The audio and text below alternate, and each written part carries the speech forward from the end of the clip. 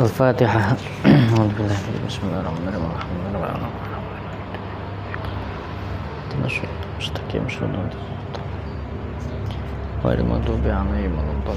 Bismillah, alhamdulillah. Wassalatu wassalamu ala rasulillah. Allahumma sholli ala sayyidina wa maulana Muhammad ibn Abdillah wa ala alihi wa ashabihi mawala. Rabbi shrah li sadri wa yassir li amri wahlul 'uqdatam min lisani yafqahu qawli, amma ba'd. Pertemuan kali ini kita akan mendiskusikan salah satu tema di dalam fiqhus sirah, fikih sirah nabawiyah, sejarah Nabi Muhammad SAW. Nah, kita akan membicarakan hadyun Nabi SAW fit ta'ayushi ma'al akhir. Jadi panduan atau petunjuk Nabi Muhammad SAW fit ta'ayush, di dalam hidup berdampingan. Ta'ayush itu artinya hidup berdampingan. Ma'al akhir, hidup berdampingan dengan akhir, dengan yang lain. Jadi kata-kata akhir di sini menunjukkan komunitas yang lain. Maksudnya agama yang lain gitu ya. Jadi bagaimana Nabi Muhammad SAW berinteraksi dan hidup berdampingan dengan orang-orang non muslim, katakanlah begitu ya. Nah, di sini ada 4 namuzaj, ada 4 contoh ya. Dan 4 contoh ini bisa kita tiru ya, atau kita terapkan tergantung keadaan kita lebih dekat ke contoh yang mana. Yang pertama ada yang disebut dengan namuzaju Makkah ya, contoh kehidupan Nabi Muhammad ketika fase Mekah ya. Lalu kemudian yang kedua namuzaju Al-Habasyah, contoh kehidupan para sahabat Nabi ketika ada di Habasyah, ketika mereka hijrah ke Ethiopia. Lalu yang ketiga adalah namuzaju Al-Madinah fi ahdiha al-awwal. Jadi contoh kehidupan Nabi di Madinah pada fase pertama, fi ahdiha al-awwal. Yang terakhir adalah namuzajul Madinah fi ahdiha al-akhir atau atsani, fase kedua atau fase terakhir di Madinah. Nah, ini jadi kita nanti akan memperhatikan tiga fase ini ya, 3 keadaan ini. Yang pertama adalah namuzaju Makkah ya. Nah, kenapa ini penting kita diskusikan? Karena tujuan agama Islam itu bukan untuk menjadikan seluruh manusia masuk agama Islam. Gitu ya. Jadi Nabi Muhammad itu atau Allah Subhanahu wa taala tidak ada tujuan menjadikan semua orang masuk agama Islam. Itu yang paling penting. Nah, di satu sisi ada ayat wa ma arsalnaka illa rahmatan lil alamin ya. Bahwa Nabi Muhammad dan agama Islam itu mempunyai visi yang sangat inklusif ya. Visi yang sangat terbuka. Visinya itu adalah rahmatan lil alamin, rahmat bagi seluruh alam. Jadi ada 2 ayat yang perlu direnungkan. Itu ayat yang pertama. Nah, ayat yang kedua, walau syaa rabbuka laja'alan nasa ummatan wahidah. Kalau Allah mau, Allah pasti akan menjadikan manusia itu agamanya satu. Nah, tapi Allah nggak mau. Nah, jadi memang ketika di dalam Al-Quran ada kata lau, walau ya, itu disebut harfu imtina'in, huruf yang menunjukkan bahwa ada ketidakmungkinan. Jadi walau syaa rabbuka laja'alan nasa ummatan wahidah itu artinya tidak mungkin umat manusia itu bisa seragam, tidak mungkin. Gitu ya. Nah, di sisi yang lain tadi kita bahas di awal, Agama Islam punya misi apa tadi? Punya visi dan misi rahmat untuk seluruh alam.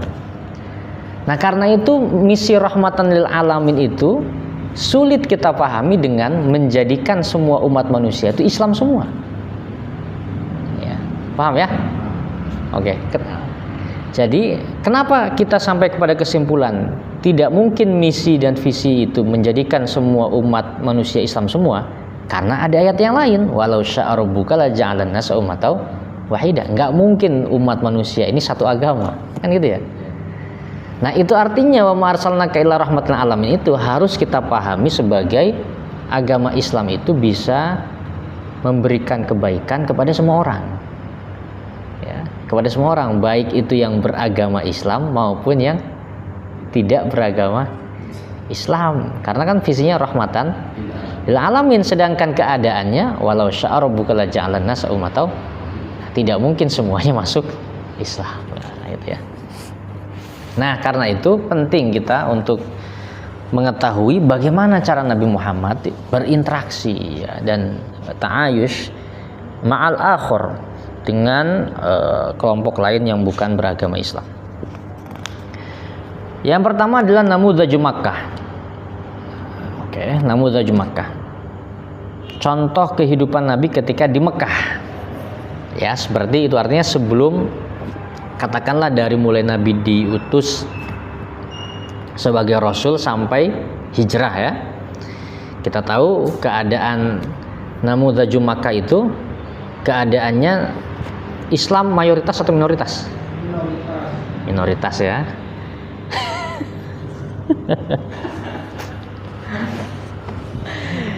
Islam minoritas. Pertanyaan kedua, penguasa ya, kita menggunakan istilah penguasa. Penguasa di namudhaju Makkah itu penguasanya itu pro kepada Islam atau anti Islam? Anti. Ya kan, anti Islam. Itu artinya ada model kehidupan ada model komunitas di mana Muslim itu minoritas dan penguasa atau pemerintahnya itu tidak pro kepada Islam. Nah, itu ya. Itu namudhaju Makkah. Nah, yang kedua adalah namudhaju Habasyah. Sama, Muslim minoritas. Tapi bedanya ketika di Habasyah, Raja Najasyi waktu itu melindungi orang Islam. Jadi itu artinya pemerintahnya memberikan perlindungan kepada orang Islam. Ya, melindungi haknya dan sebagainya. Ya, itu jadi itu artinya ketika kamu tinggal di sebuah daerah di mana orang Islam minoritas, tapi pemerintahnya, komunitas yang ada di situ tidak menghalangi hak kita, nah maka kita bisa mempraktekkan namudhaju al-Habasyah. Bagaimana cara sahabat berinteraksi ketika di Habasyah. Oke. Nah, yang ketiga adalah namudhaju al-Madinah fi ahdiha al-awwal. Contoh kehidupan Nabi di Madinah saat pertama Nabi datang.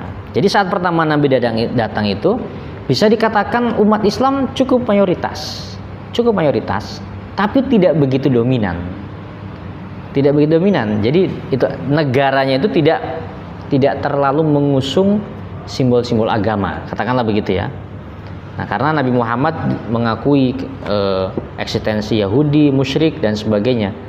Nah, karena itu Nabi Muhammad membuat sebuah piagam Madinah ya, regulasi atau hukum positif yang bisa dijadikan payung bersama. Nah, itu disebut dengan piagam Madinah, wathiqatu Madinah.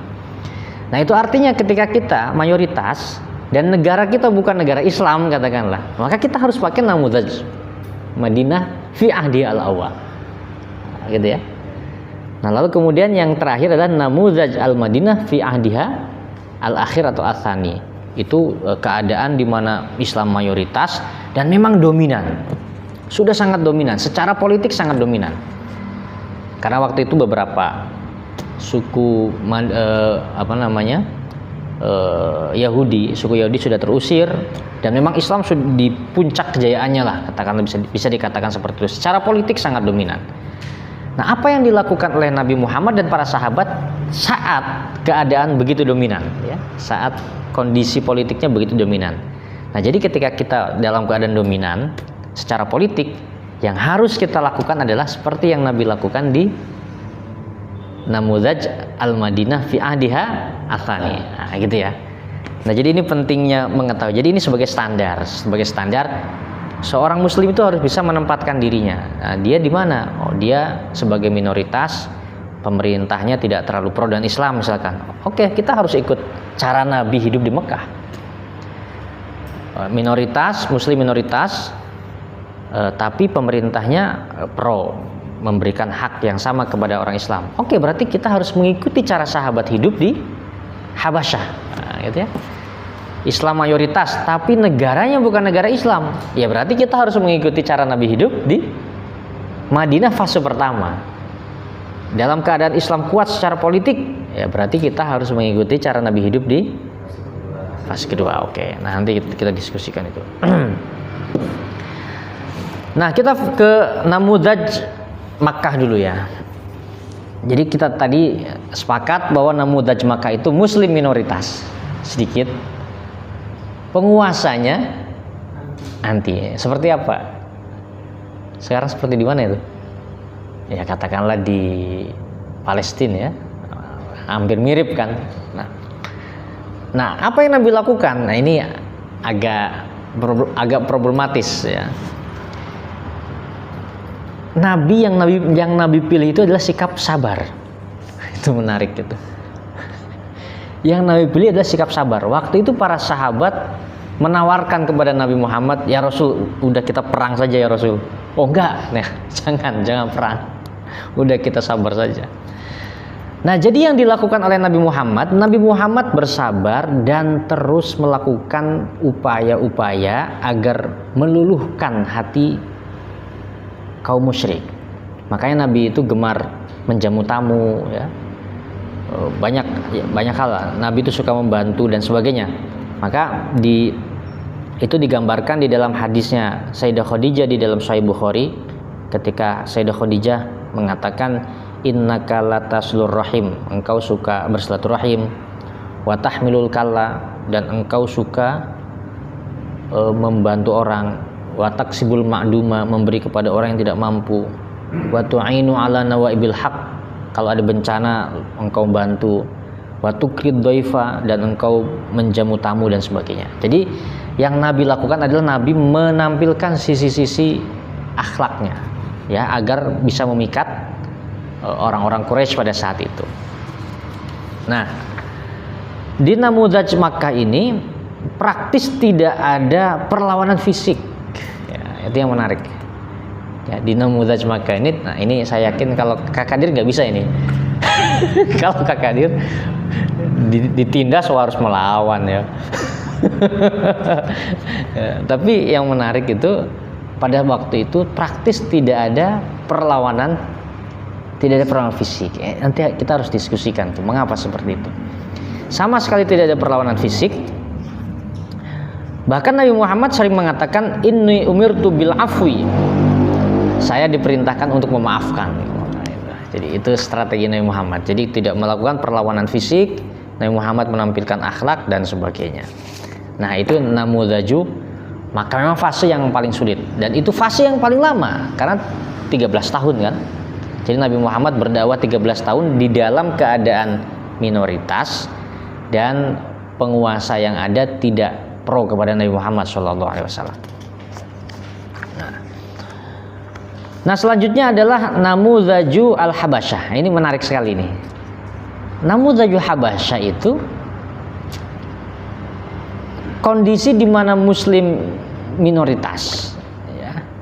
Tapi penguasanya waktu itu Raja Najasyi memberikan hak yang sama kepada orang-orang Islam untuk berekspresi ya. Dan Nabi Muhammad SAW ketika ada utusan dari Ethiopia datang ke Nabi Muhammad begitu menghormatinya karena ingin membalas jasa dari Raja Najasyi tersebut. Nah, yang menarik begini. Yang menarik, Raja Najasyi itu pernah mau dikudeta oleh sepupunya. Ya, Raja Najasyi punya sepupu, dia mau mengkudeta. Ketika sepupunya ini mau mengkudeta Raja Najasyi, sahabat-sahabat yang waktu itu berada di Habasyah menawarkan diri untuk berperang di sampingnya Raja Najasyi. Jadi perang melawan sepupunya Raja Najasyi. Raja Najasyi waktu itu menolak, kemudian menang. Ketika Raja Najasyi menang, Nabi Muhammad komentar begini, wallahi ma farihtu, ya, saya tidak pernah senang, ya, dengan sesuatu melebihi kemenangan Najasyi. Jadi ketika Raja Najasyi itu menang melawan sepupunya itu, Nabi Muhammad mengekspresikan kegembiraannya. Kata Nabi Muhammad, saya senang sekali Najasyi bisa menang. Tapi kemudian ada pemberontakan yang kedua. Nah, di pemberontakan yang kedua itulah para sahabat kemudian berperang. Fi'lan, ya, betul-betul berperang membela Raja Najasyi melawan sepupunya, ya. Pertanyaan saya, ini kira-kira perang membela agama atau apa? Oh, bela agama Kristen. Ini kira-kira perang membela apa? Ya kan sahabat berperang kan? Sahabat jihad. Siapa yang dibela oleh sahabat? Bela negara. Hah? Iya, bela negara. Jadi perang membela negara itu yang mencontohkan para sahabat. Karena kita nggak mungkin ini jihad membela agama, orang agamanya Najasyi Kristen. Ya. Tapi ketika para sahabat ikut berperang membela eksistensi kerajaan yang sudah melindunginya, ini menunjukkan bahwa para sahabat itu waktu itu berperangnya membela negara, bukan semata-mata membela agama. Nah, ini yang kemudian direplikasi, ya, ditiru oleh Hadratus Syekh Hasyim Asy'ari ketika menyerukan fatwa dan resolusi jihad membela negara. Jadi membela negara itu ya hukumnya sama dengan membela agama. Kenapa? Karena pernah dicontohkan oleh para sahabat. Nah, jadi itu artinya ketika ada seorang muslim berada di komunitas yang mayoritas non-muslim tapi memperlakukan dengan baik, maka itu harus dijaga negaranya. Misalkan ada orang Islam tinggal di Manado, tinggal di Bali, harus dijaga. Orang Islam tinggal di Belanda, ya sekarang mungkin, ya, di Eropa, di mana negaranya baik, memberi dia kerjaan dan sebagainya, itu harus dijaga. Nah, menjaga negara mereka itu dianjurkan oleh agama karena dicontohkan oleh para sahabat Nabi yang tinggal di Habasyah. Nah, itu ya.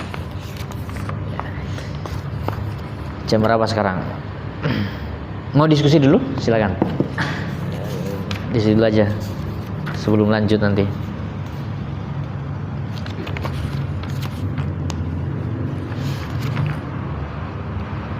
Nah, jadi yang pertama adalah Namudhaju Makkah, ya.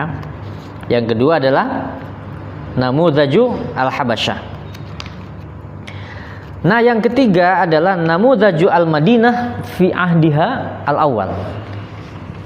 Jadi ada contoh ta'ayush, ya, contoh hidup berdampingan yang Nabi contohkan ketika Nabi berada di fase-fase awal ketika beliau di Madinah.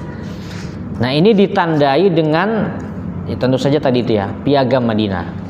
Piagam Madinah tidak ada yang dominan. Di dalam Piagam Madinah itu tidak ada yang dominan.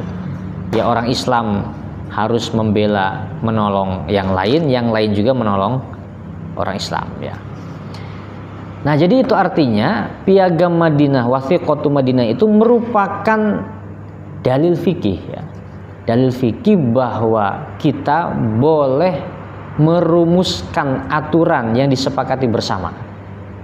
Ya, jadi aturan itu tidak masalah, tidak langsung mengutip Quran hadis, tidak masalah. Tapi berdasarkan kesepakatan yang melibatkan berbagai etnis, berbagai agama, kemudian itu dijadikan sebagai panduan bersama, itu sangat dibolehkan. Dan itu dicontohkan oleh Nabi Muhammad SAW di Namudhaju Al-Madinah fi ahdiha al-awwal. Oke. Nah, karena itu kemudian ketika orang-orang Khawarij, ya, ketika orang-orang Khawarij itu protes, ya, mengkafirkan Sayyidina Ali karena Sayyidina Ali menggunakan pedoman menjadikan hukum manusia, perjanjian antar manusia sebagai pedoman hukum, orang Khawarij mengkafirkan Sayyidina Ali. Mereka beralasan bahwa Sayyidina Ali tidak menggunakan hukum Allah, tidak menggunakan hukum yang ada di Quran maupun di hadis. Nah, waktu itu Ibnu Abbas menjawab sederhana. Kata Ibnu Abbas, bagaimana kalau aku berikan dalil dari Al-Quran yang membolehkan kita bisa menggunakan hukum manusia, bukan hukum Allah? Lalu Ibnu Abbas mengutip dua ayat ya. Salah satunya yang dikutip adalah "Fa in khiftum shiqaqa bainihima fab'atsu hakaman min ahlihi wa hakaman min ahliha yurida islaha yuwaffiqillahu bainahuma." Jadi kalau ada dua orang suami istri, satu suami satu istri cekcok, maka harus ada hakam, harus ada penengah. Ya, jadi utuslah juru runding, satu dari pihak suami, satu dari pihak istri. Dua juru runding inilah yang menentukan keputusan terbaik untuk suami istri ini. Nah, kata Ibnu Abbas, dalam permasalahan rumah tangga saja Allah menyerahkan hukumnya kepada manusia. Apalagi dalam permasalahan negara, lebih boleh lagi menyerahkan hukum kepada manusia selama itu mengandung kemaslahatan. Jadi itu logikanya Ibnu Abbas. Nah, tapi logikanya Ibnu Abbas ini salah satunya terinspirasi dari Wathiqatu Madinah, dari apa yang Nabi lakukan di Madinah. Karena Nabi ketika di Madinah, Nabi merumuskan bersama aturan ya. Piagam Madinah itu dirumuskan bersama. Nabi dengan komunitas Yahudi, komunitas musyrik dirumuskan bersama, lalu kemudian ditaati bersama. Nah, yang melanggar terlebih dahulu, nah itu yang dihukum. Gitu. Kalau Islam melanggar duluan, Islam dihukum. Kalau Yahudi melanggar duluan, Yahudi yang dihukum. Nah, jadi itu artinya tidak masalah menggunakan hukum positif atau hukum yang dirumuskan manusia untuk dijadikan pedoman dalam bernegara, nggak masalah. Nah, lalu selanjutnya yang terakhir adalah namuzaju al-Madinah fi ahdiha al-akhir. Ya. Contoh kehidupan Nabi di Madinah saat Nabi cukup dominan. Ya, saat Islam secara politik itu begitu kuat. Nah, apa yang ditonjolkan pada saat itu? Saat Islam begitu kuat secara politik, yang ditonjolkan adalah al-adlu. Ya, yang ditonjolkan adalah keadilan. Contoh yang paling nyata itu ada seorang muslim yang bernama Tu'mah bin Ubayriq. Ya. Jadi Tu'mah bin Ubayriq ini suatu hari dia mengambil baju perang ya, baju perang milik orang Islam. Jadi ada orang Islam punya baju perang, diambil, dicuri sama Tu'mah. Nah, sama si Tu'mah, baju perangnya ini, curiannya ini dititip ke orang Yahudi. Ya. Jadi Tu'mah nyuri, kemudian dititip ke orang Yahudi. Nah, setelah dititip ke orang Yahudi, yang punya baju nyari, ternyata ketemu di rumahnya Yahudi. Secara otomatis yang dituduh sebagai pencuri siapa? Yahudi. Nah, si Yahudi waktu itu membela diri. Kata Yahudi, bukan saya yang mencuri, tapi Tu'mah bin Ubayriq yang mencuri. Orang-orang nggak percaya karena baju besinya ada di rumah Yahudi. Hampir saja Nabi memutuskan Tu'mah benar, Yahudi yang salah. Tapi Allah tidak rela dengan keputusan itu. Allah menurunkan sebuah ayat, Inna anzalna 'alaikal kitaba bil haqqi litahkuma bainan nas bima araqallah wa la takul lil kha'inina khasima. Wahai Muhammad, aku turunkan Al-Qur'an agar engkau bisa menghukumi dengan adil, wa la takul lil kha'inina khasima. Janganlah kamu membela pengkhianat.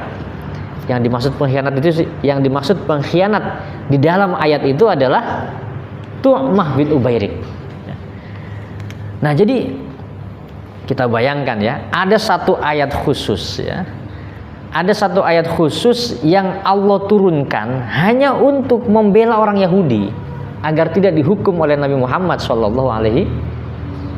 hanya untuk menjaga hukum yang adil. Nah, jadi itu ciri khas ya, ciri utama ketika namuzaj al-Madinah fi ahdiha al-akhir. Contoh bagaimana Nabi ta'ayush, Nabi hidup berdampingan di dalam sebuah komunitas di mana agama Islam cukup dominan secara politik. Apa yang Nabi lakukan? Keadilan. Yang ditonjolkan adalah keadilan ya, bukan Islamnya yang ditonjolkan, tapi keadilannya yang ditonjolkan. Nah, jadi teman-teman, itulah ta'ayush ya. Jadi ta'ayush ini tidak bersifat nasakh mansukh. Tidak berarti yang paling terakhir itu yang kita jadikan pedoman, yang terjadi di awal, yang kedua, yang ketiga itu dihapus. Enggak seperti itu. Jadi menurut Syekh Ali Jum'ah ini tidak bersifat nasakh mansukh. Tapi ini merupakan pilihan yang bisa kita cocokkan sesuai dengan keadaan kita masing-masing. Ya, kita kembali tadi, jika ada seorang muslim saat ini yang berada di negara yang mayoritas muslim, lalu kemudian negaranya tersebut anti dengan Islam, maka yang harus kita lakukan adalah apa yang Nabi lakukan di fase Mekah, gitu ya. Kalau ada seorang muslim tinggal di negara mayoritas non muslim tapi negaranya menjamin haknya, maka yang harus kita lakukan adalah seperti yang dilakukan oleh para sahabat di Habasyah atau Ethiopia. Nah, jika kita mayoritas tapi negara kita tidak secara politik menganut negara Islam, maka yang harus kita lakukan adalah apa yang Nabi lakukan di fase Madinah pertama. Nah, jika ada seorang muslim yang mayoritas lalu secara politik Islamnya cukup kuat, yang perlu dilakukan adalah apa yang Nabi lakukan di fase terakhir ketika Nabi Muhammad berada di Madinah. Nah, jadi ini ya, ini hadyun Nabi Shallallahu Alaihi Wasallam fit ta'ayush ma'al akhir. Oke, kita diskusi sedikit, setelah itu kita akhiri.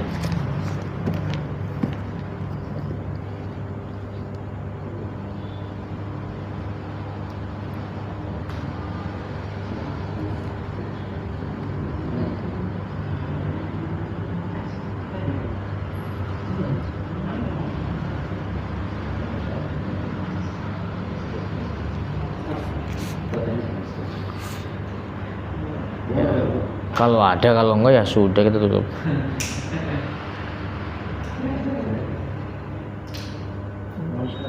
Iya Gus, ada pertanyaan terkait ini Gus, apa namanya tentang metode atau penyikapan Nabi Muhammad di tengah situasi kondisi yang berbeda. Tadi dikontekskan di Mekah dengan di Madinah. Jadi selain tadi kan di Habasyah. Nah, kalau kan kita ketahui bersama bahwa di Mekah itu kan dakwah Nabi lebih berfokus pada yang tersebut ayat-ayat makiyah daripada tauhid dan akidah, sehingga semacam melawan arus atau mengganggu hegemoni orang setempat, sehingga bisa dibilang tidak terima atau dimusuhi, bahkan diperangi. Namun ketika di Madinah semacam terjadi paradigma pemikiran Nabi bahwa di Madinah ganti pola, yang tadinya fokus ke ayat makiyah bertauhid, fokus pada kehidupan sosial, membangun peradaban. Nah, apakah itu menjadi pelajaran penting yang bisa diambil untuk dikontekskan hari ini? Misalnya kan hari ini kita melihat kan ada juga orang yang mengatasnamakan agama, akidah, kemudian semacam menghakimi orang yang berbeda, tidak hanya dalam konteks agama. Misalnya dalam konteks berbeda, misalnya ada yang waria misalnya. Dan sekarang itu semacam ditutup dan sebagainya kan berbeda. Nah, membangun posisi di belajar kepada strategi Nabi Muhammad yang di Madinah membangun peradaban, tidak lagi berfokus pada akidah dan tauhid, tapi dia lebih melebur. Kalau dikontekskan hari ini kan di tengah banyak perbedaan, tidak hanya agama, tapi ya suku, bangsa, bahkan perbedaan gender misalnya sekarang ini, itu bagaimana mengambil pelajaran dari itu? Iya. Ya mikir dulu bentar. Gak boleh terburu-buru juga menjawabnya kan. Iya, silakan yang lain dulu. Yang lain, pertanyaan lain atau mau dijawab kan Niki boleh juga sama yang lain. Kan nggak harus saya yang jawab kan. Silakan Kak Kadir. Asror. Jawab Asror. Oke, yang menarik yang disampaikan tadi. Oke, pertama ada dua hal yang harus kita bedakan menurut saya. Yang pertama soal ta'ayush ya. soal bagaimana cara Nabi hidup berdampingan, dan yang kedua soal misi risalahnya. Itu menurut saya dua hal yang harus coba kita bedakan. Pertama, memang mau tidak mau ketika di Madinah, ketika fase Makkah itu yang harus banyak Nabi sampaikan adalah soal akidah. Karena memang urutan risalahnya seperti itu ya. Jadi kan kita tidak mungkin membicarakan muamalah dan sebagainya sebelum usul atau landasan utamanya diajarkan terlebih dahulu, yaitu akidah. Karena pondasi agama kan di mana-mana soal akidahnya, ya. Kemudian setelah akidah itu diajarkan, baru kemudian furu-furu atau ajaran-ajaran lainnya juga diajarkan. Nah, itu tidak berarti ketika Nabi datang ke Madinah, sahabat-sahabat di Madinah itu langsung belajar muamalah tanpa akidah. Kan tidak berarti begitu kan? Tapi sahabat-sahabat Nabi yang di Madinah pun tetap belajarnya dari awal adalah pelajaran akidah. Makanya sebelum Nabi Muhammad hijrah ke Madinah, terlebih dahulu Nabi Muhammad kirimkan guru ngaji ke sana. Jadi ada yang berangkat terlebih dahulu, guru ngaji yang diberangkatkan oleh Nabi Muhammad ke Madinah untuk mengajarkan ajaran-ajaran itu, ajaran-ajaran yang sudah ada. Baru kemudian setelah mapan, baru kemudian Nabi Muhammad pindah ke Madinah. Itu yang pertama. Nah, yang kedua, di pembahasan berikutnya kita membahas bahwa ada baqoya al-hanifiyah itu ya. Ada sisa-sisa ajaran Nabi Ibrahim yang masih melekat pada benak orang-orang Quraisy. Nah, salah satu yang masih melekat pada benak orang Quraisy itu adalah masih ingat? Al-iqrar biwujudillah. Bahwa orang Quraisy itu mengakui adanya Allah, ada Tuhan yang namanya Allah itu mengakui. Cuma mereka punya konsep ketuhanan yang berbeda. Tadi itu mereka politeisme, mereka ya ada Tuhan besar, tapi untuk mencapai Tuhan besar itu kita butuh Tuhan kecil. Sedangkan yang dibawa oleh Islam dan itu sebagai terusan atau sebagai keberlanjutan dari agamanya Nabi Ibrahim adalah ya Tuhan satu. Nah, yang paling mengganggu orang Quraisy itu sebetulnya menurut bacaan saya selama ini bukan ajaran tauhidnya, tapi ajaran kesetaraannya. Itu yang paling mengganggu orang Quraisy. Jadi ketika Nabi Muhammad datang membawa ajaran kesetaraan, bahwa budak saja bisa lebih hebat ya di sisi Tuhan dibandingkan tuannya, itu yang sangat mengganggu. Karena itu kemudian banyak orang Quraisy yang menyampaikan, ya Muhammad la nukadzibuka walakin nukadzibu maji'ta bihi. Kalau engkau sih kami nggak masalah, tapi ajarannya ini loh yang kami masalah ini. Ajaran yang membawa kesetaraan dan sebagainya. Ya tentu tauhid juga mengusik mereka, tapi yang lebih mengusik mereka itu adalah soal ajaran kesetaraannya itu. Karena sejak Nabi Muhammad datang, memang Nabi Muhammad sudah membawa visi kesetaraan itu. Nah, di sisi lain, mengapa orang-orang Madinah itu sebelum Nabi Muhammad datang, para sahabat Ansor, suku Aus dan Khazraj ini, ya, dua suku terutama ini, suku Aus dan suku Khazraj. Kenapa dua suku ini sudah terlebih dulu masuk Islam? Sebagian besar sebelum Nabi Muhammad datang, kan begitu kan? Nah, karena ini ada unsur politiknya juga sebetulnya. Nah, jadi orang Yahudi kan kita tahu bermigrasi kan? Yahudi bermigrasi dari Israel, ada yang ke Eropa, salah satunya ada di negara Arab. Dan di negara Arab itu salah satunya ada di Madinah. Jadi ada 3 suku, Bani Quraidah, Bani Nadir, Bani Qainuqa. 3 suku itu, 3 suku Yahudi. Sedangkan suku Arab ada Aus dan Khazraj yang dominan. Nah, sebagaimana halnya pendatang, biasanya pendatang lebih inovatif. Ya kan? Biasanya begitu ya. Jadi Yahudi pun lebih inovatif. Karena Yahudi lebih inovatif, orang-orang Arab ini kalah saing. Maka terjadilah peperangan memperebutkan sumber daya. Jadi selain orang Arab perang dengan sesama orang Arab juga perang dengan orang Yahudi. Dan orang Yahudi itu ketika perang selalu menang, atau sebagian besar mereka menang. Nah, dalam beberapa riwayat tafsir, ketika menafsirkan walamma ja'ahum kitabun min indillahi musaddiqul lima ma'ahum wa kanu min qablu yastaftihuna 'alal ladzina kafaru. Nah, orang-orang Arab ini bertanya ke orang Yahudi, tanya resep, kenapa kalian ini ketika perang menang terus, kan begitu. Nah, orang Yahudi mengatakan wa kanu yastaftihuna 'alal ladzina kafaru. Jadi orang Yahudi itu sebelum perang mereka bertawassul dulu.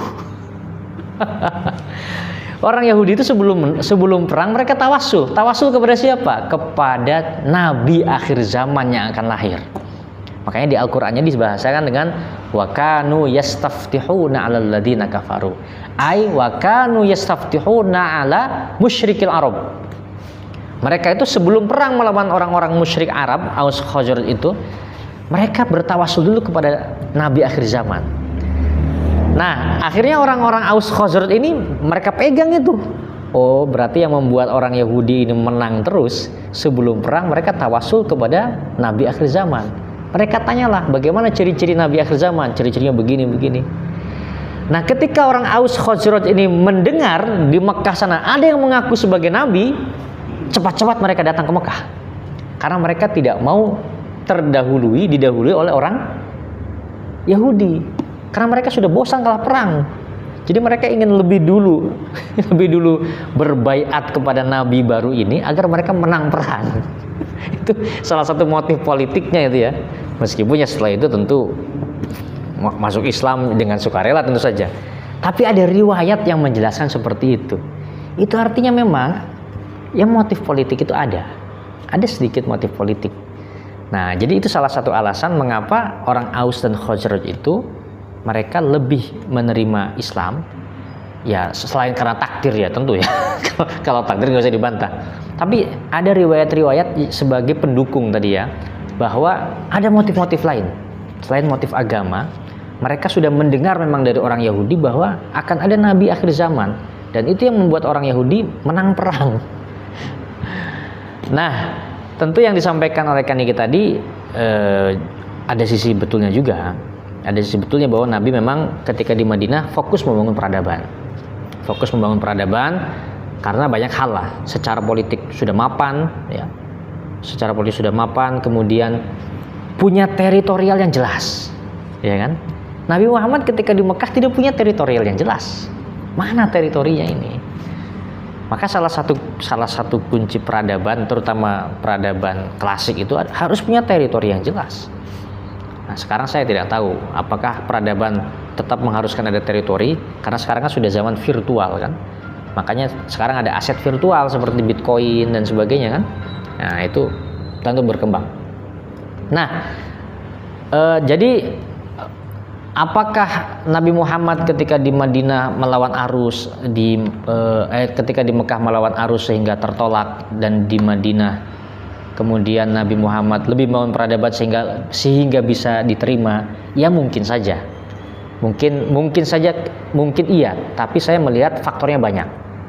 Ada banyak faktor mengapa Nabi Muhammad ketika di Mekah dakwahnya betul-betul terseok-seok, dan mengapa ketika Nabi Muhammad di Madinah dakwahnya hanya dalam waktu 10 tahun ya bisa menguasai hampir seluruh Arab. Nah, kembali ke yang paling dititik beratkan tadi, bagaimana cara kita berinteraksi di zaman ketika sekarang sudah multikultur, multi etnis, agama juga. Ya, kita harus pakai adalah yang ketiga ini. Apa yang Nabi lakukan ketika Nabi sampai pertama kali di Madinah? Maka Nabi membuat aturan tersebut mengakomodir seluruh kepentingan tanpa mengecualikan salah satu pihak. Jadi semua yang ada di Madinah satu kesatuan, semuanya dianggap bersaudara, ummatan wahidah. Ya, semuanya adalah satu umat, ya, satu tubuh, nah, gitu ya. Jadi mau itu Yahudi mau musyrik di Madinah fase awal itu semuanya satu. Nah, kemudian kita tahu ada kecelakaan sejarah kan? Ada kecelakaan sejarah sehingga Piagam Madinah itu diberlakukan hanya sebentar. Jadi Piagam Madinah itu berlakunya nggak lama, hanya sebentar, karena tentu versi Islam Yahudi kan tidak mentaati aturan-aturan yang ada. Akhirnya kemudian terjadi perang Khaybar dan sebagainya ya. Yahudi kemudian diusir dari Madinah dan sebagainya. Tapi ala kulli hal pernah ada aturan yang disepakati bersama, yang aturan tersebut mengakui eksistensi semua pihak. Dan itu tidak bisa kita hapus dari sejarah. Nah, maka sekali lagi ini tidak bersifat nasakh mansukh. Jadi tidak berarti yang terakhir ini, yang keempat ini menghapus status yang ketiga, yang kedua, yang pertama, nggak seperti itu. Tapi ini bisa diberlakukan kapan saja sesuai dengan kondisi kita masing-masing. Itu ya. Nah, apalagi kalau kita mau menggunakan yang keempat yang ditonjolkan adalah keadilan. Jadi meskipun secara politik Islam berkuasa, tapi tetap keadilan yang ditonjolkan oleh Islam. Contohnya tadi itu ya, contoh Tu'mah bin Ubayrik dengan orang Yahudi itu. Begitu mungkin kira-kira kan gitu. Oke, cukup? Oke.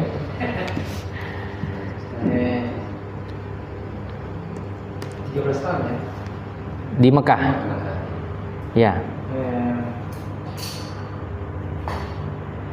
Islam kemudian menjadi agama mayoritas di Mekah itu ada faktor-faktor. Karena kalau yang bisa dijelaskan tadi itu berarti peradaban sampai Islam terima itu ditolaknya dari Madinah. Ya. Nah, terus sampai bagaimana kemudian yang tadinya Islam menjadi agama mayoritas di Mekah itu kemudian apa yang dilakukan Nabi setelah dari Madinah kemudian ke Mekah, yang tadinya Islam masih menjadi agama mayoritas kemudian ini menjadi agama mayoritas, itu kira-kira. Jadi langkah apa yang dilakukan oleh Nabi ya? Ini mau nggak mau, apa yang pertama kali Nabi lakukan? Ya sebetulnya ini lahir secara natural ya, secara natural. Yang pertama, Nabi menguasai politik. Itu yang membedakan. Itu yang membedakan Mekah dan Madinah. Di Mekah, politik tidak dikuasai Nabi. Berarti pendekatannya lagi. Salah satunya. Jadi di Madinah itu, jadi saya sering bilang begini, Nabi itu ketika di Mekah, posisi Nabi itu hanya sama seperti seorang kiai yang hanya sebagai Rois Syuriah NU. Ya Rois Syuriah doang, nggak bisa ngapa-ngapain. Tapi Nabi ketika di Madinah, Nabi itu Rois Syuriah, ketua MUI, ketua umum partai politik, presiden. Itu bedanya. Nah, tapi politisi zaman sekarang kan mau ikut-ikutan kan? Oh, kita juga harus menguasai politik. Iya, tapi Nabi itu memulai dari sisi spiritualnya dulu. Spiritual, kemudian kemanusiaan. Di Mekah itu kan kemanusiaan, isinya kemanusiaan sebetulnya. Nabi kan nggak peduli siapa Nabi tolong, kemanusiaan. Makanya tukrid dhaifa, memuliakan tamu, menolong sesama, itu ajaran Nabi. Nah, yang menarik itu ketika ada seorang yang bernama Amr bin Abbasah As-Sulami datang kepada Nabi di Mekah ini. Kemudian dia datang kepada Nabi dan bertanya, "Bimadza arsalaka?" Apa pesan yang Allah titipkan kepada engkau wahai Muhammad? Nabi nggak bilang saya ingin mendirikan negara Islam, misalkan nggak. Saya ingin amar ma'ruf nahi mungkar, nggak gitu. Tapi Nabi bilang, "Umirtu antu sholal arhamu." Saya diperintahkan agar orang-orang menjalin tali silaturahim. Wa antuh qanad dima'u, dan saya diperintahkan agar orang-orang tidak saling membunuh. Wa antu amanas subulu, dan saya diperintahkan agar jalan-jalan bisa dilalui dengan damai. Baru yang terakhir itu wa antu kasrul authanu, dan saya diperintahkan untuk menghancurkan berhala-berhala. Jadi menghancurkan berhala itu posisinya keempat. Setelah silaturahim terjalin, keamanan sosial, stabilitas sosial terjalin, stabilitas ekonomi ada. Baru kemudian tukasrul authan. Nah, itu di Mekah. Jadi Nabi itu dulu yang dibangun, sisi spiritual, sisi humanisme dibangun. Untuk melengkapinya Nabi Muhammad kuasai politik. Nah, jadi nggak bisa disamakan dengan orang yang politisi dulu baru jadi santri, nggak bisa. Ya, jadi orang-orang kadang, oh itu Gusmus juga DPR itu ya. Iya, tapi Gusmus Gusur itu jadi santri dulu baru jadi politisi. Kalau ente politisi dulu baru ingin magang jadi santri, ya itu bedanya. Jadi nggak sama. Jadi Nabi Muhammad memadukan itu semua. Itu sebagai instrumen ya, sebagai instrumen agar bisa membangun peradaban. Nilai kemanusiaan, nilai spiritual, politik itu kita nggak bisa pungkiri bahwa politik itu penting. Tapi itu instrumen, dan sebelum kita masuk ke wilayah politik itu yang diperkuat apa? Sisi tauhidnya dulu, sisi kemanusiaannya dulu, sisi spiritualnya dulu, baru kemudian untuk melengkapi perjuangan politik dikuasai. Nah kalau sekarang kan enggak, politik dulu baru kemudian magang jadi humanis, magang menjadi seorang santri, magang, wah nggak bisa itu. Makanya yang tercipta akhirnya kesalehan kalau kita bahasakan itu kesalehan yang sifatnya hanya make up saja di permukaan, ya. Nah, jadi kalau kita mencontoh para sahabat, nabi dan sebagainya itu, ya itu yang dilakukan. Memang mereka menguasai itu semua. Mereka untuk membangun tadi itu ya agar agama Islam cepat tersebar, ya memang politik dikuasai. Nah, tetapi itu sebagai wasilah kan, bukan sebagai tujuan. Nah, itu yang pertama. Jadi apa yang membedakan fase Mekah dan fase Madinah? Di fase Madinah, politik dikuasai oleh Nabi Muhammad. Sedangkan di fase Mekah, Nabi Muhammad tidak menguasai politik, masih dikuasai oleh yang lain. Nah, yang kedua, di fase Madinah itu tadi yang disampaikan Bung Niki tadi, muamalah itu ya sudah kokoh ya. Muamalah itu, ajaran-ajaran muamalah itu sudah kokoh. Maka yang membuat agama Islam kemudian diterima juga di Mekah, kan di Mekah diterima juga kan?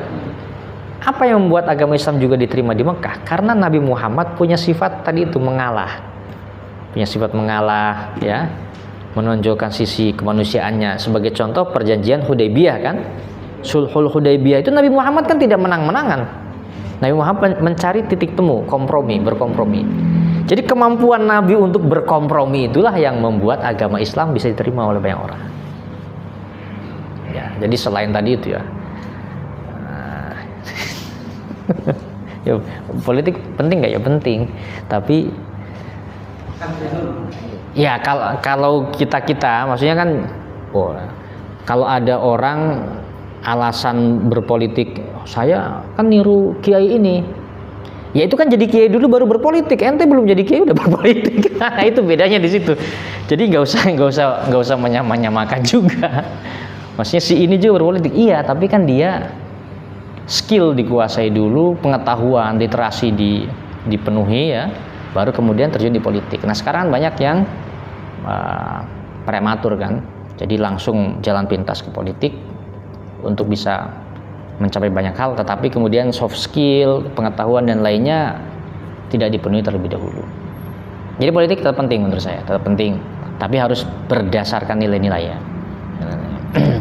Ada lagi. Oke. Gimana? Udah ada kamu dulu.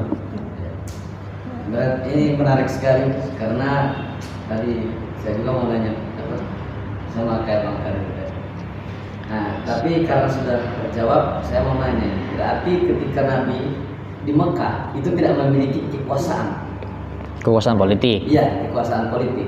Iya. Nah, ketika sampai di Madinah, Nabi Muhammad menguasai kekuasaan itu. Nabi Muhammad menguasai politik. Yang menguasai politik. Iya. Nah, berarti bos kita sebagai umat Islam di Indonesia ini harus bisa dulu menguasai politik. Betul, tapi apa motifnya itu kan? Kita menguasai politik itu motifnya apa? Kita ini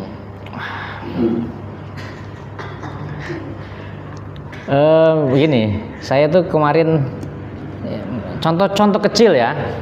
Contoh kecil.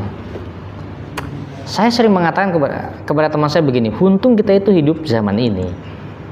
Seandainya kita hidup di zaman Nabi Muhammad, ya, seandainya kita hidup di zaman Nabi Muhammad, misalkan kamu hidup di zaman Nabi Muhammad, kayaknya potensi besar kamu ikut Nabi atau ikut Abu Jahal?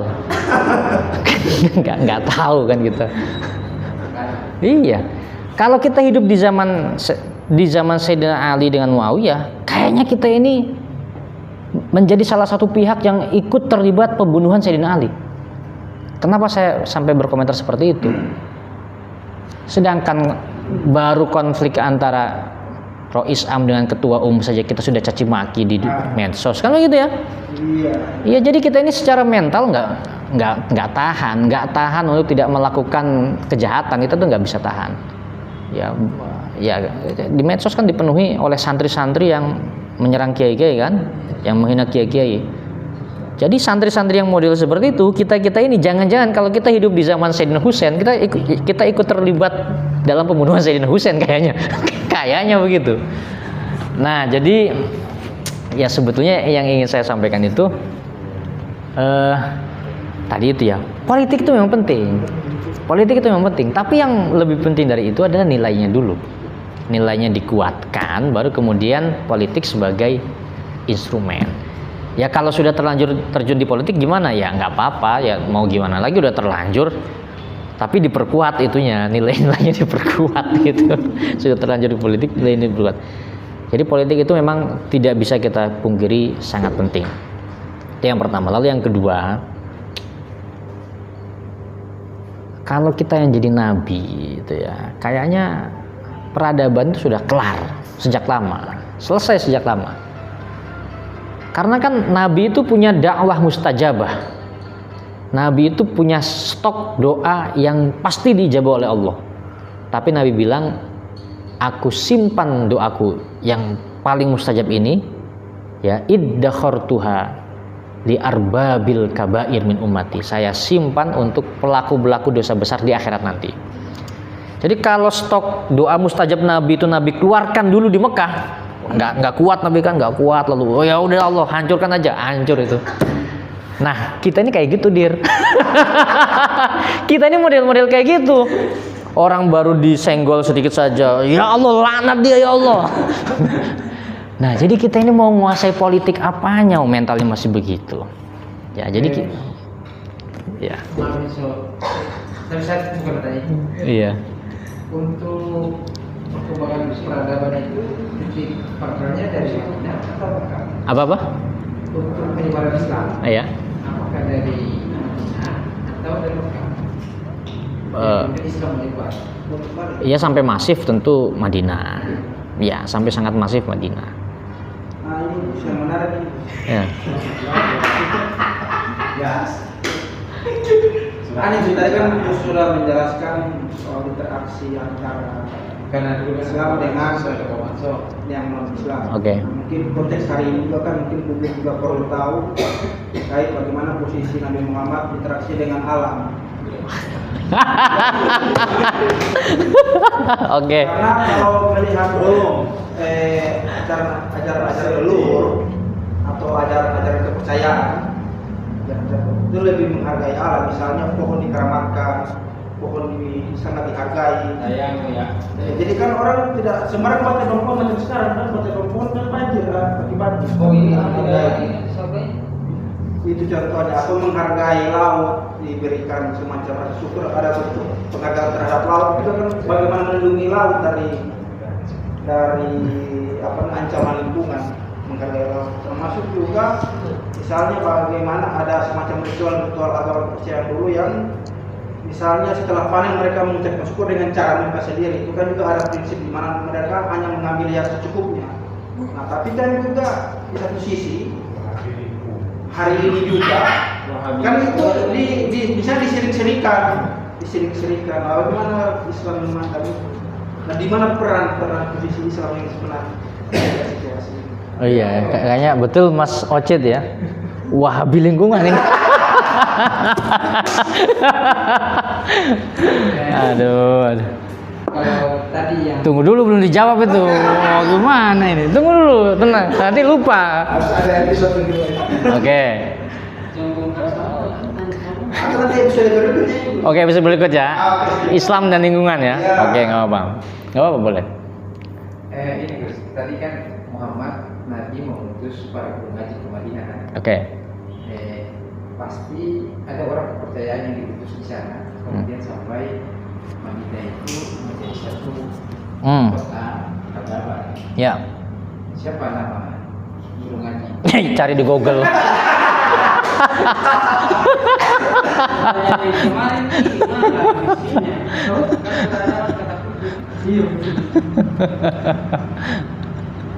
Riwayat.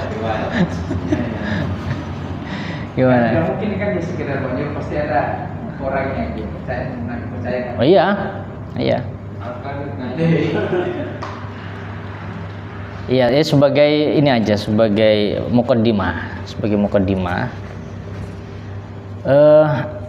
agama kita itu bahkan bukan hanya pada tahap menghormati alam, ya, tapi mengakui bahwa seluruh alam semesta itu sedang bertasbih kepada Tuhan, gitu ya. Sedang bertasbih. Walakilla tafqahuna tasbihahum, gitu kan. Jadi semua yang ada dalam semesta ini tentu selain manusia ya bertasbih kepada Tuhan, tapi kita tidak mengerti bahasa tasbihnya. Jadi sebetulnya itu bentuk pengakuan tertinggi ya, pengakuan tertinggi dari agama Islam kepada alam semesta, bahwa alam ini adalah makhluk yang sedang bertasbih. Ya, si Kadir sedang sholat baru kita gangguan, tidak boleh kan. Nah, itu yang pertama. Lalu yang kedua, ada riwayat yang cukup menarik dari tafsir At-Tabari. Jadi di tafsir At-Tabari itu ada keterangan